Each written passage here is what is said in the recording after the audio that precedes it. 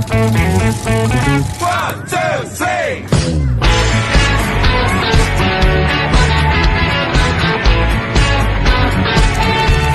Assalamualaikum warahmatullahi wabarakatuh. Halo teman-teman, perkenalkan aku Dinda Ayu Halimatus Sa'diyah dari kelas Apa?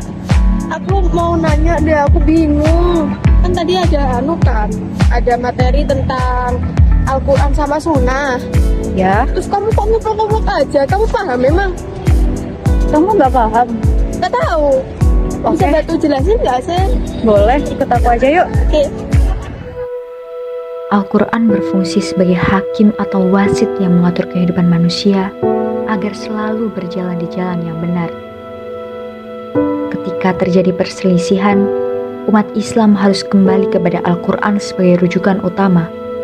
Nah, kamu mau tanya apa tadi? Ini aku mau nanya tentang sumber hukum, kan ada dua ya tadi, Al-Quran sama Sunnah.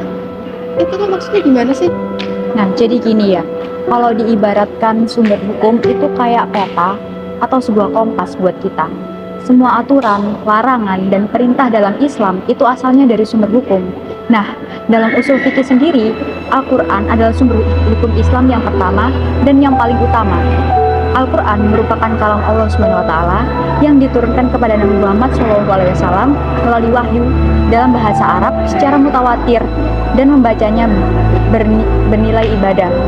Al-Quran itu mengandung hukum-hukum syar'i yang mencakup seluruh aspek kehidupan, baik ibadah muamalah, jinayah, hingga munakahat.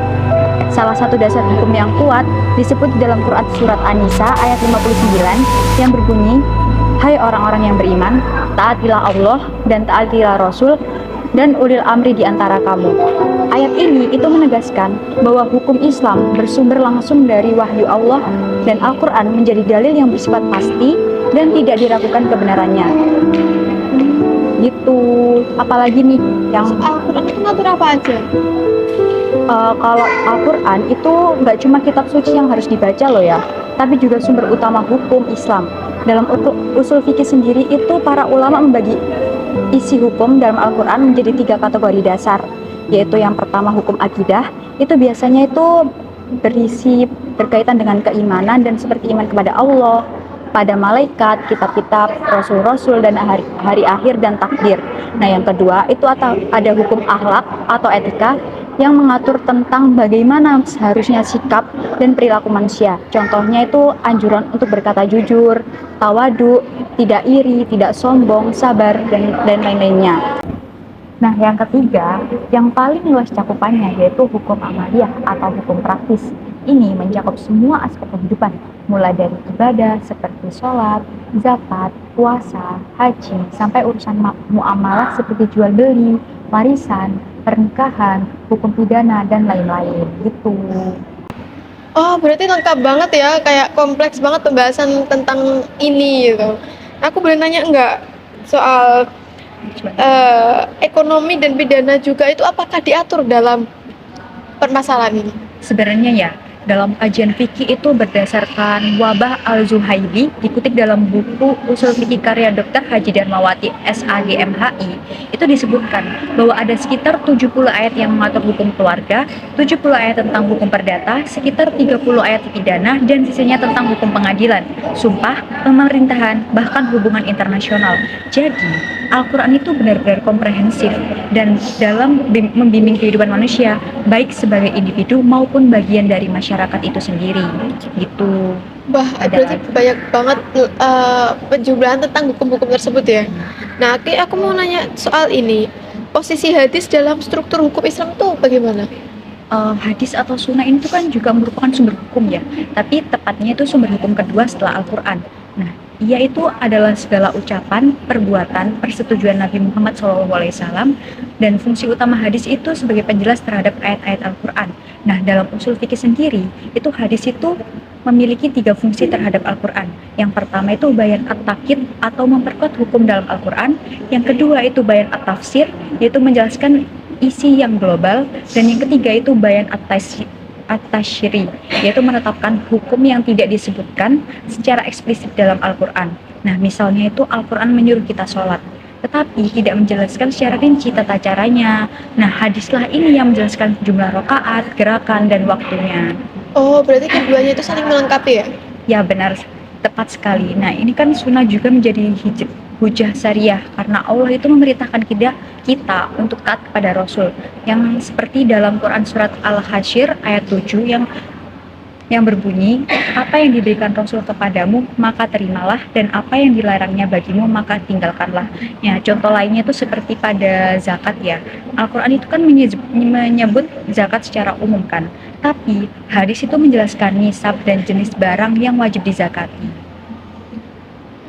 Oke. Kalau hadis yang bisa dijadikan, apakah semua hadis itu bisa dijadikan sumber hukum? Tidak semua sih, tidak semua hadis itu bisa dijadikan sumber hukum. Yang bisa dijadikan sumber hukum itu hanya hadis yang sahih dan hasan yang dapat dijadikan hujah. Hadis dhaif umumnya tidak digunakan untuk penetapan hukum, kecuali dalam hal keutamaan amal. Bahkan dalam usul fikih sendiri, hadis itu diklasifikasikan menjadi 3 jenis. Yang pertama mutawatir, yaitu diriwayatkan oleh banyak perawi dan tidak memiliki dusta.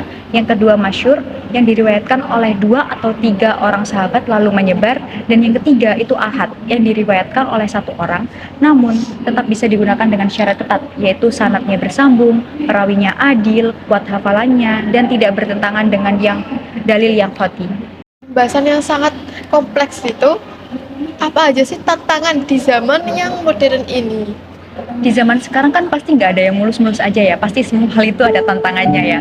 Nah, tantangan zaman sekarang dalam memahami dan menerapkan hukum dari Al-Quran dan hadis itu cukup kompleks. Salah satunya adalah karena munculnya berbagai masalah kontemporer yang tidak secara eksplisit dijelaskan dalam nas, yaitu seperti transaksi digital, bioteknologi, hingga isu-isu sosial modern. Dan disinilah pentingnya ijtihad, yaitu usaha sungguh-sungguh dari para mujtahid untuk menggali hukum dari sumber aslinya. Dalam buku usul fikih dijelaskan bahwa ijtihad adalah cara untuk menjawab persoalan-persoalan baru melalui kaidah dan metode yang telah dibakukan, seperti kias, istislah, maslahah mursalah, dan sebagainya. Namun, ijtihad tetap tidak boleh lepas dari Al-Quran dan Sunnah, karena keduanya adalah sumber utama syariat. Jadi, tantangannya adalah bagaimana menjaga kemurnian ajaran sambil tetap menjawab kebutuhan zaman secara kontekstual. Karena itu, para ulama harus memiliki keilmuan mendalam dalam usul fikih, bukan hanya dari segi hafalan dalil, tapi juga dari sisi metodologi.